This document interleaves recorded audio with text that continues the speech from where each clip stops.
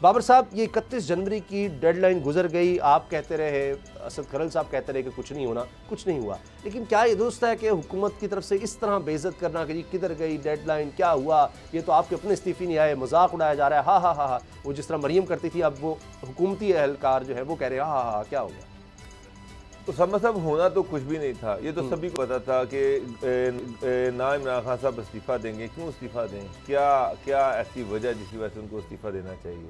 पहली बात तो ये है। दूसरी बात ये है कि अपोजिशन जो है वो फिर अपने इस्तीफ़े दे देती कि ठीक है, उसका अगर ये सीरियस थी, अगर ये चाह रहे थे कि कुछ करना है तो फिर इस्तीफ़ा दे देते, कौमी असम्बली से भी दे देते, सूबाई असम्बलियों से भी दे देते, कि भी सिंध गवर्नमेंट को तोड़ देते।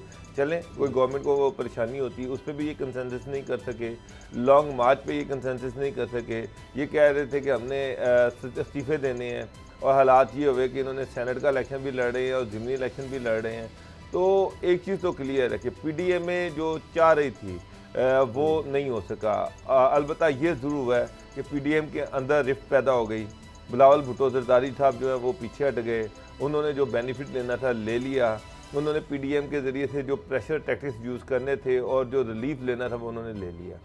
मौलाना फजलुर रहमान जो है उनका ये हुआ कि उनकी अपनी पार्टी टूट गई। मरियम जो है उनके पार्टी के अंदर उन पर बहुत ज़्यादा प्रेशर है, बेतहाशा प्रेशर है। अभी तो मरियम को ये नहीं पता कि उसके साथ कौन खड़ा है कौन खड़ा नहीं है, कौन शहबाज शरीफ के साथ है कौन मरियम के साथ है। अगर शहबाज शरीफ बाहर आएंगे, जब उन्होंने अल्टीमेटली आना है, वो भी मार्च का इंतज़ार कर रहे हैं कि जब ये लॉन्ग मार्च नाकाम हो जाएगा तो उसके बाद मरियम बिल्कुल जो है वो एक बंद सड़क पे आ जाएंगी। अच्छा। और उनके पास ऑप्शन कोई नहीं होगा, तो उस वक्त वो बाहर आएंगे ताकि पार्टी उसको एक साजगार माहौल मिले। आप कोई नई डेडलाइन देख रहे हैं? रीबिल्ड करें। आप कोई नई डेडलाइन आते हुए देख रहे हैं? 5 फरवरी को 4 को बैठना है, 5 को जलसा है आज़ाद। मेरी बात सुने, दो चीज़ें हैं।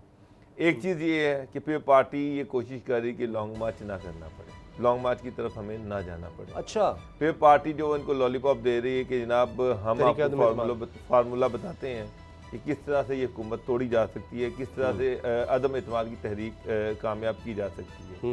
नून लीग 99.9% इस बात से मुतफिक है, नून लीग के अंदर जितने भी हैं, कि अदम एतमाद की तहरीक जो है वो इमरान खान के ख़िलाफ़ कामयाब नहीं हो सकती। जो मर्जी कर लें, अदम एतमाद की तहरीक कामयाब नहीं होगी। ठीक, अब उसके बाद एक और समझा बड़ा इशू है। अदम एतमाद की तहरीक तो एक तरफ, उसको तो एक तरफ रख दें। सबसे बड़ा चैलेंज जो इन पॉलिटिकल पार्टीज के लिए वो है सेनेट का इलेक्शन। कि सेनेट के इलेक्शन में अपनी इज्जत किस तरह से बचाई जाए। ख़ास तौर पर नून लीग के लिए ये बहुत बड़ा चैलेंज सामने आ गया। अच्छा। मरियम जो है वो सेनेट के इलेक्शन में वो पार्टी को देख रही होंगी, पार्टी को टूटने से बचाना है। अगर से पंजाब में 11 सीटें हैं, 3 सीटें तो जो है वो तो सीधी 1-on-1 मुकाबला होना है, तो वो तो नून लीग हार जाएगी। अच्छा। 8 में से 4 सीटें ये समझते हैं कि इनकी हैं, 4 जो है वो जानी चाहिए तहरीक इंसाफ को। लेकिन अच्छा। जो मेरी कैलकुलेशन है, जो चीज़ लग रही है वो ये है कि 8 में से 1 सीट चौधरी निकाल जाएंगे। अच्छा, तो हाँ, 4 जो 5 सीटें हैं वो PTI और उसका अलायंस ले जाएगा। 3 सीटें नून लीग लेके जा सकती है, चांस है। लेकिन अगर नून लीग के अंदर फॉरवर्ड ब्लॉक अपना काम कर गया, चॉइस सर्वर इस पे काम कर रहे हैं, इसके अलावा उस्मान बुज़दार काम कर रहे हैं, और इसके अलावा परवेज़ इलाही साहब तो अपनी सीट के लिए काम कर रहे हैं। जी। इसके अलावा प्राइम मिनिस्टर हाउस से भी कुछ लोग जो हैं वो इसके लिए एफर्ट कर रहे हैं कि एक आधी सीट और निकाल ली जाए और ये 6-2 पे आ जाए, इनके नून लीग से 2 सीटें निकाल पाए।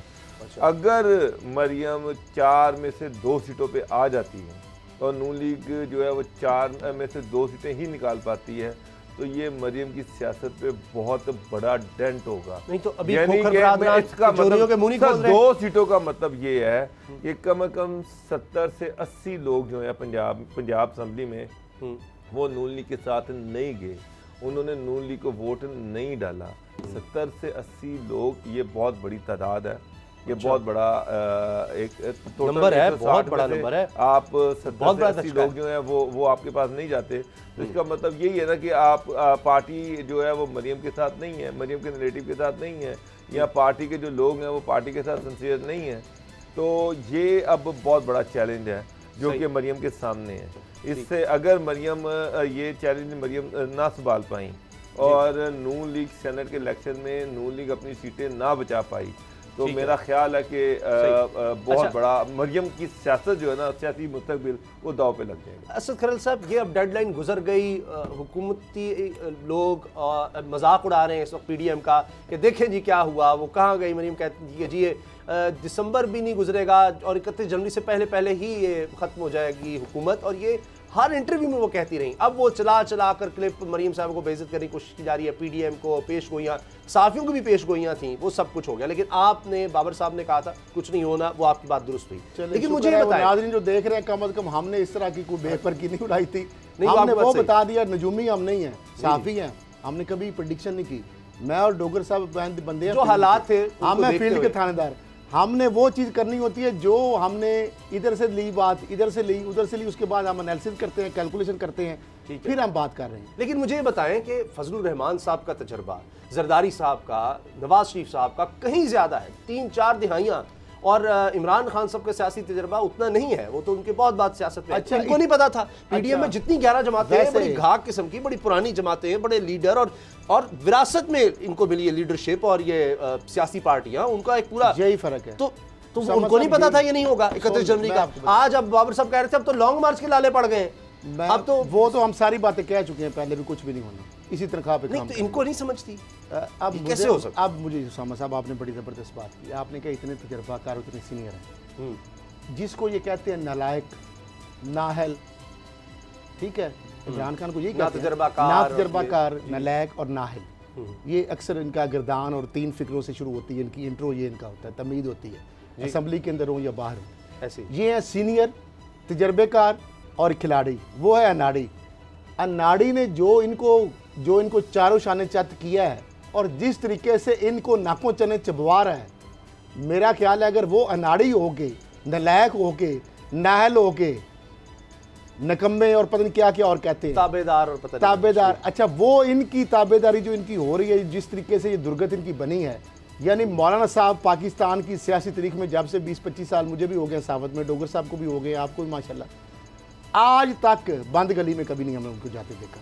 वो हमेशा इकदार की पार्टी के साथ घाटे का सौदा करते नहीं कभी देखा। आज तक खैर मौलाना फजल रहमान कभी साहब को घाटे का हमने सौदा नहीं कोई ऐसी किया। असेंबली नहीं है, क्योंकि अस्तगफिरुल्लाह ला हौला वला कुव्वता इल्ला बिल्लाह, क्या मैं कहूँ कि मौलाना साहब के बगैर तो शायद कोई पाक असेंबली, जिस तरह अभी भी वो कह रहे हैं कि ये तो गैर कानूनी और पता नहीं क्या है, ये है ही नहीं, जाली है, पता नहीं क्या है, बेशक उनके बेटे वहाँ पे हैं। वैसे वो इस असेंबली से इलेक्शन भी उनके बेटे तो हाँ हैं, और वो भी लड़ने के सेनेट के भी हाँ, अगर वो सदर बन जाते हैं, ये सेनेटर सारे, नहीं अभी जो सेनेट के इलेक्शन होने हैं इन्हीं असेंबलियों से तो होने हैं ना, इन्होंने तो वोट करना है, तो सारा वो ठीक है। अगर सदारती इलेक्शन के लिए वोट इसी असेंबली से नापाक या पता नहीं क्या है, ना नलायक और सिलेक्ट जो हैं जालसाजी जाली।